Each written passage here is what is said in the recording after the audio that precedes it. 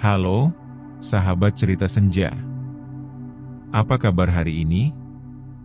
Semoga kalian semua dalam keadaan yang penuh kebahagiaan dan semangat. Di video kali ini, kita akan berbagi cerita yang pasti bikin hati kalian hangat, seperti keindahan senja yang selalu menemani setiap perjalanan kita. Jadi, jangan lupa untuk klik tombol like jika kalian suka, dan subscribe agar kalian gak ketinggalan cerita-cerita senja selanjutnya. Yuk, langsung saja kita mulai ceritanya. Sore di kampung kecil pinggiran Sungai Musi selalu lembab dan diam. Rumah panggung tua dengan tiang miring berdiri di antara rumpun pisang dan suara ayam.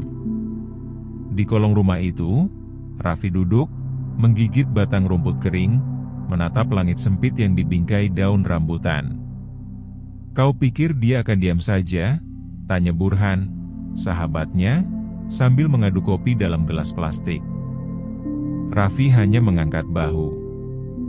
"Sudah kulepas. Biar ayahnya yang urus." Burhan menatapnya lama. "Anaknya hamil. Kau tidak merasa bersalah?" Raffi diam. Terlalu takut untuk jujur, terlalu kosong untuk peduli. Sari ditemuinya saat hujan deras. Rambutnya basah, karung pakan ayam di tangan, meniti jembatan bambu. Raffi membantu tanpa bicara.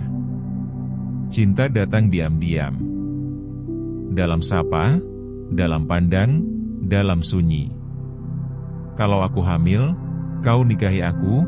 tanya Sari suatu malam. Raffi hanya mencium keningnya. Tak usah pikir sejauh itu. Dan kini, Sari hamil. Ia sendiri. Desa berbisik. Ibu-ibu di warung menuding dengan mata. Anak-anak menjauh dari rumah Pak Kadir, ayah Sari. Tapi tak satu pun menegur langsung. Lalu malam itu, pintu rumah Raffi diketuk keras. Pak Kadir berdiri dengan parang. Tapi tak mengangkatnya. "Anakmu akan lahir 3 bulan lagi. Kau pikir dosa bisa kau tinggalkan begitu saja?" Raffi menunduk. "Saya tak siap." "Siap itu pilihan. Anak saya tak minta ini." Waktu berjalan pelan. Orang mulai muak bergunjing. Tapi luka di dalam rumah tetap membekas. Ibunya menangis. Kakaknya di Jambi. Raffi sendiri. "Hidup bukan cuma tentang kau, Vi," kata ibunya. "Perempuan itu bawa darah kita. Mau cucumu tanpa nama?" Raffi hanya menatap kipas angin yang berputar malas. Ia belum tahu caranya jadi laki-laki. Sari duduk di bawah pohon jambu.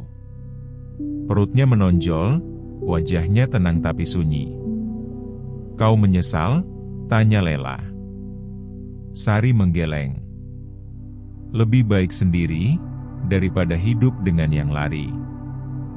Kalau dia minta maaf, aku akan dengar. Tapi entah bisa percaya lagi atau tidak." Malam itu, Raffi pergi ke sungai. Kayu sepeda tua. Duduk di tepi air. Sungai Musi tetap mengalir. Tak peduli siapa yang jatuh. Dulu, ayahnya melempar dia ke tengah arus. Agar belajar berenang sendiri. "Mungkin aku harus kembali ke sana," gumamnya. "Bukan untuk tenggelam, tapi untuk belajar bertahan." Akhirnya desa bicara.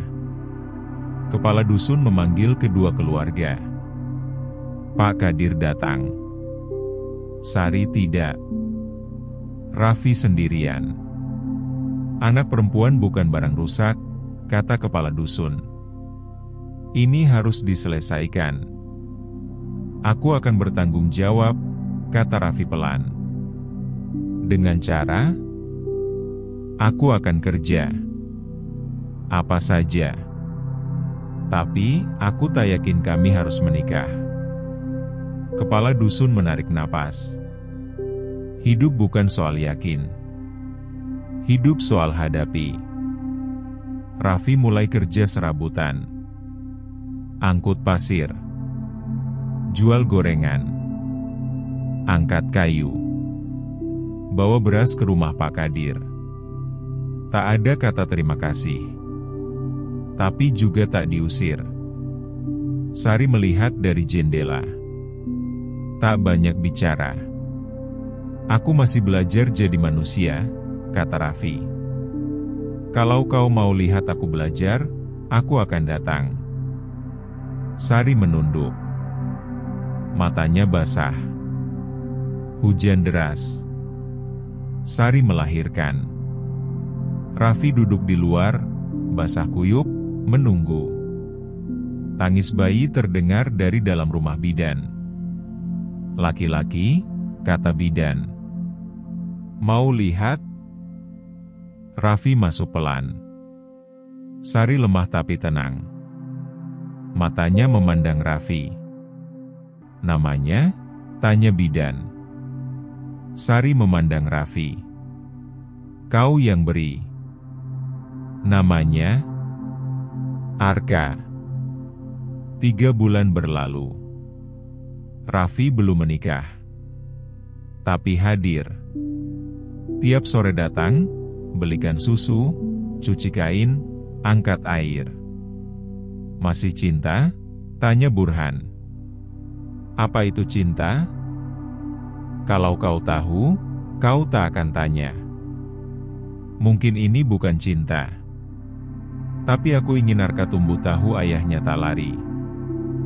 Burhan tersenyum. Itu sudah cukup. Malam itu, langit cerah. Sungai Musi tenang. Dan Raffi, untuk pertama kali, tak merasa hanyut. Kadang dunia tak beri kesempatan kedua. Tapi kampung kecil itu, dengan sungai, debu, dan bisikan tetangganya, menyaksikan bagaimana seorang pemuda belajar jadi manusia. Ia bukan pahlawan, tapi ia hadir. Dan kadang, itu cukup.